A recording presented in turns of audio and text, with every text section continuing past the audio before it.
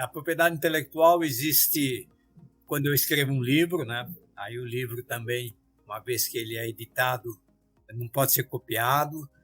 Tem ideias sobre um determinado produto, tem ideias sobre uma música, tudo isso são propriedades intelectuais.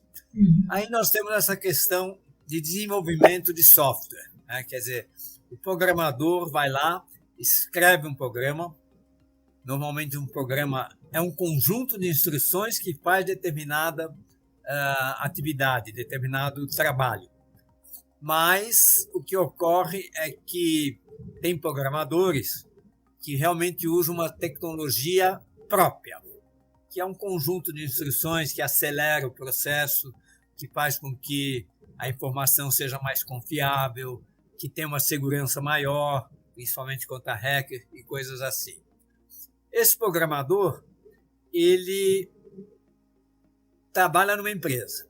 Então, a primeira pergunta é, nesse caso, a propriedade intelectual que vai ser registrada lá no INPI é da empresa onde ele trabalha ou é do programador? Tá. Eu vou começar a responder conceituando um pouquinho sobre o que é propriedade intelectual, para a gente poder entender para que lado vai essa situação, tá? Então, bem resumido, né? Propriedade intelectual seria um conjunto de diretrizes já determinadas em legislação que definem questões essenciais sobre a autoria e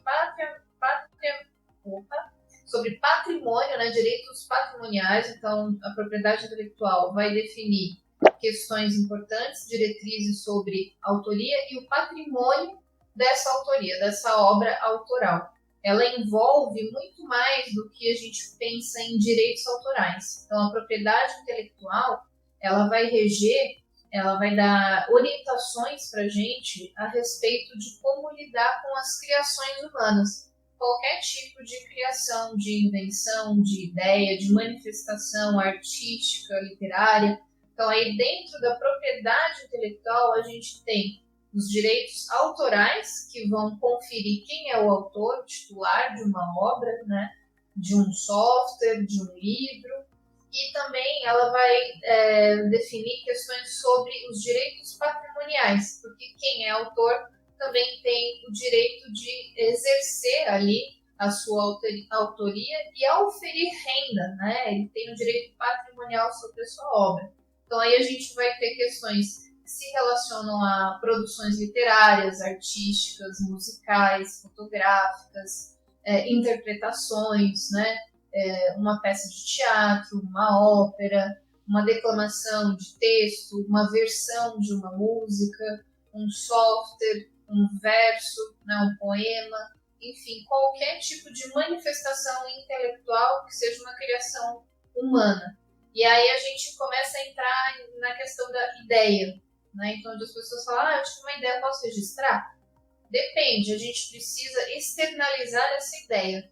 Essa ideia, ela pode ser concretizada, né? Ela pode se tornar um projeto, pelo menos. Se sim, eu posso externalizá-la, né? Concretizá-la, então aí sim eu posso registrá-la. Então, se for uma obra, um livro, eu posso registrar na Câmara Brasileira do Livro. Se for uma metodologia, posso registrar na Biblioteca Nacional. Então, aí a gente vai vendo as entidades responsáveis. E aí, em relação ao software, ele também é uma propriedade intelectual, porque ele é uma construção, né, uma criação humana, uma construção humana, e ele tem ali todo o trabalho intelectual do programador, do desenvolvedor de software. Então, aí dentro dessa questão, a gente tem a lei de software, que é específica. Nós temos a lei que fala da propriedade industrial, onde a gente tem questões que falam de concorrência desleal até, né, e crimes, né, relacionados a isso. A gente tem a lei de direitos autorais, que vai definir de modo bem específico algumas questões sobre a autoria, o patrimônio do autor, obras colaborativas, como fazer essa divisão, remuneração, enfim. E aí a gente tem a lei de software, que ela é bem específica, e aí nesses casos, para softwares, a gente vai usar especificamente sempre a lei do software. E dentro do que determina a lei do software, a gente precisa, para responder essa pergunta sobre o programador que trabalha na empresa e ele cria ali um software específico e ele sai, de quem que é essa criação, isso a gente precisa ver primeiro o que está definido no contrato desse programador com essa empresa. Tá? Então está dependendo do contrato. Vai depender do contrato. Tá? Pelo seguinte, se ele é um programador contratado no regime CLT, então a gente subentende que todas as criações dele ali, elas estão vinculadas à empresa para a qual ele trabalha. Então isso é um direito patrimonial e um direito autoral da empresa empregadora, né? Do empregador, da empresa mesmo. Se ele for prestador de serviço, que é a realidade de muitos programadores hoje em dia, né, o pessoal é contratado como PJ, então aí a gente pode entrar numa discussão. O que estava definido no contrato de prestação de serviço deste programador? Tinha uma cláusula específica falando que essa produção seria direito patrimonial, direito autoral da empresa? Se tiver essa cláusula, não tem o que falar. Esse software é da empresa para a qual ele presta serviço.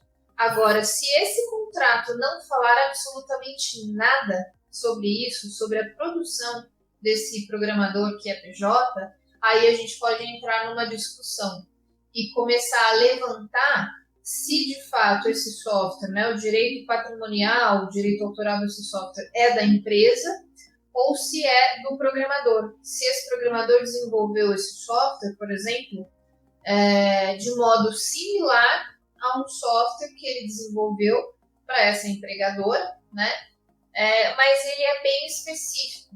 Né, ele não tem os mesmos códigos, não tem os mesmos comandos e ele desenvolveu no seu tempo livre. Ele não desenvolveu dentro de um período de prestação de serviço que ele tinha combinado com essa empresa.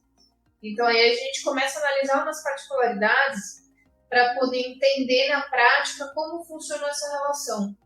Se essa produção do programador é de fato autoral, se esse software vai ser dele, ele vai poder registrar isso, ou se isso foi feito de modo muito similar ou até como cópia do software para o qual ele estava trabalhando. Né? Então o contrato é essencial.